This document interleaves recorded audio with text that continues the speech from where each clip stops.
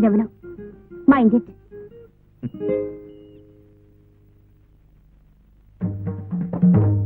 నేను నమ్మలేనమ్మా. అవి నీకు అన్యాయం చేసి మరొక అమ్మాయితో తిరుగుతున్నాడంటే నేను నమ్మలేకపోతున్నానమ్మా. ఆ అమ్మాయి ఎవరో కాదు రెడీ. మన ఇంటికి విడాకులు ఇప్పించమని వచ్చింది చూడు. ఆహా, ఆ భద్రత లేకున్నాను ఆ పిల్ల. అవును. ఆహా, ఈవిడ కేసు నువ్వు ఒప్పుకోలేదంటే అతని దగ్గరికి వెళ్ళి ఈ విధంగా బరితెగించింది అన్నమాట. అవతల అది బరితెగించి వస్తే మాత్రం యువతల ఇతనికి ఉండాలిగా సిగ్గు. అవతల ఒక అమ్మాయి ప్రేమిస్తుందని, ఆశలన్నీ తన మీదే పెట్టుకుందని. తొందరపడి నువ్వు నిర్ణయానికి రాకమ్మా. అన్ని విషయాలు నేను తెలుసుకుంటాను. అక్కర్లేదు, నా కళ్ళతో నేనే చూశాను. ఇక నువ్వేమీ తెలుసుకోనక్కర్లేదు. నమస్కారం సార్. ఎవరయ్యా? ఏదైనా పనిపించండి సార్. నా దగ్గర పని లేదు, ఏం లేదు పావయ్యా. అసలే గొడవల్లో ఉన్నాను నేను. అవును, నేను ఎక్కడో చూసినట్టున్నాను. అభిమన్యం తోట. అవును సార్. అక్కడి నుంచి నువ్వు ఎక్కడికి పనికి రావడం ఏమిటయ్యా? సుప్రీంకోర్టు లాయరు, నువ్వు అతనికి కావాల్సిన వాడివి, కావాల్సినంత ఆదాయం నీకు. సుప్రీంకోర్టా టెన్నిస్ కోర్టా? ఆయన లాయరేటండి బాబు. డబ్బులు తీసుకుని అబద్ధ సాక్ష్యాలు చెప్తుంటాడు. ఏమిటయ్యా నువ్వు చెప్పేది? అబద్ధం సాక్ష్యాలు చెబుతాడా? నా మాట అబద్ధం అయితే కోర్టులో ఎంక్వైరీ చేయండి సార్. అబద్ధ సాక్ష్యాలతో ఊరుకుంటే పర్వాలేదండి. ఈ మధ్య ఒక వెధ పని కూడా చేశాడు. సరే, నువ్వేం చెప్పక్కర్లేదు, వెళ్ళి ఇక్కడి నుంచి. అతన్ని చెప్పనే డాడీ. ఏముందండి, పెళ్లి చెడగొట్టమని పెళ్లి కొడుకు తండ్రి 10,000 రూపాయలు ఇస్తే ఆ డబ్బులు తీసుకుని ఆ పిల్లకి తనకి సంబంధం ఉందని కోర్టులో అబద్ధపు సాక్ష్యం చెప్పి ఆ పిల్ల బతుకు నాశనం చేశాడండి. దాంతో ఆ పిల్ల ఆత్మహత్య చేసుకుంది. అఫ్కోర్స్ మళ్ళీ బతికిందనుకోండి, అందుకే అక్కడ పని మానేశానండి. అసలు అప్పుడు చెబుదాం అనుకున్నానండి. ఏమి చెప్పక్కర్లేదు, అంతా అర్థమైపోయింది. బాగా నటించానా సార్? ఏమిటి? కిరాయ్. సాక్ష్యం చెప్పడానికి. Shut up. నా పేరు నీ నోటి నుండి రావడానికి వీల్లేదు. ఏమిటి మాట? నీతో మాట్లాడడానికి రాలేదు, ఒక పని మీద వచ్చాను. నేను ఒక లాయర్. నాకు ఒక కేసు వచ్చింది. ఆ కేసులో నువ్వు సాక్ష్యం చెప్పాలి. ఏమిటి? ఒక త్రాస్తుడు నన్ను మోసం చేసి ప్రేమించాడు. వాణ్ణి నా నుంచి దూరం చేయాలి. దానికి ఎంత ఇమ్మంటావు? దూరం చేయటం ఒకటేనా?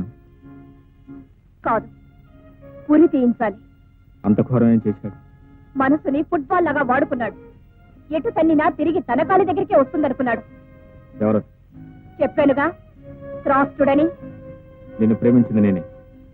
అయినా ప్రేమించడానికే అబద్ధమాడాను. ప్రేమ? అది ప్రేమ? అవును, ప్రేమే. 1000 అబద్ధాలు ఆడైనా ఒక పెళ్లి చేయమన్నారు. ఆఫ్టర్ ఆల్ ప్రేమించడం కోసం 2-3 అబద్ధాలు ఆడితే తప్పేం లేదే. My love is pure. Pure? Of course, very pure. నీ ప్రేమ ఎంత పవిత్రమైనదో ఆ తోటలోనే కనిపించింది. ఏం కనిపించింది? దేనితోనో తాగి తద్దనాలాడేవా లేదా? దానిలో తప్పే ఉంది. తప్పే ఉందా? ఒకరిని ప్రేమించి మరొక దానితో తిరగడం తప్పు కదా? అరే, ఆ పిల్లతో నాకు నీకంటే ముందు నుంచి పరిచయం ఉంది. అయితే ఆ విషయం ముందే నాకెందుకు చెప్పలేదు? చూడు స్వప్న, నాకు మరో ఆడదంతా పరిచయం ఉందని ఏ మగాడని చెప్తే ఏ ఆడ సహిస్తుంది చెప్పు? అంటే మోసం చేశావన్నమాట. నేను నిన్ను మోసం చేయలేదు. నేను నిన్ను మనస్ఫూర్తిగా ప్రేమిస్తున్నాను. మరి ఆ అమ్మాయి? ఆ అమ్మాయి after all just girl friend. ఓ, గర్ల్ ఫ్రెండ్. మరి నేను? నువ్వు నా ప్రేయస్, నా కాబోయే భార్య. Swapna, this is modern society. It is 1984. భార్య భార్యే, ప్రియురాలు ప్రియురాలు. భార్య ఉన్నా కూడా గర్ల్ ఫ్రెండ్ ఉంటే తప్పులేదు. ఫర్ ఎగ్జాంపుల్, రేపు మన పెళ్ళైంది అనుకో, నీకు బాయ్ ఫ్రెండ్ ఉన్నానుకో, నేనేం పట్టించుకో, నాకేం అభ్యంతరం లేదు. ఓహో, అంత గొప్ప సంస్కారమా నాయనా నీది? ఇంత గొప్ప సంస్కారం ఉన్న మనిషిని ఈ ప్రపంచంలో నేనెక్కడా చూడలేదు.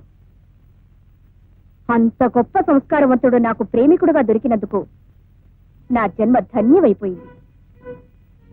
ఒక 10,000 రూపాయల కోసం ఒక ఆడదాని జీవితం నాశనం చేసేవే, అది కూడా సంస్కారమేనా?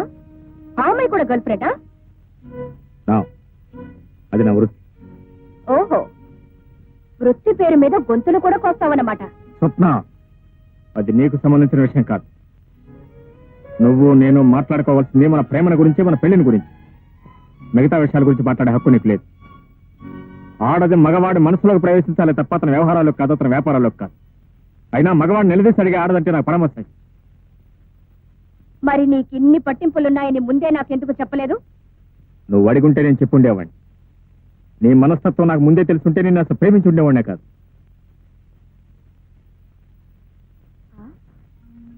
అలాగా? ఇప్పుడొచ్చిన నష్టం ఏమీ లేదు. ప్రేమించడం మానే. నేను నిన్ను మర్చిపోయాను, నువ్వు నన్ను మర్చిపో అని చెప్పడానికి ఇంత దూరం వచ్చాను. హ. ఇలాంటి కబుర్లు చాలా మంది చెప్తారు, కానీ ఇళ్ళకెళ్ళి మంచం ఎప్పటి వెక్కి వెక్కి ఏడుస్తారు. మళ్ళీ టెలిఫోన్ చేసి హలో డార్లింగ్ ఎక్కడున్నావు, ఏం చేస్తున్నావు, ఎలా ఉన్నావు నాకు వివరిస్తారు. చూడు, నువ్వు నన్ను మర్చిపోవటం తేలిక కాదు.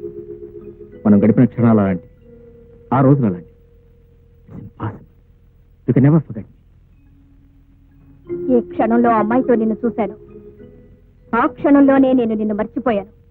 చూడు స్వప్న, మొదటి చూపు మొదటి ప్రేమ అంత తేలిగ్గా మర్చిపోయేవి కావు.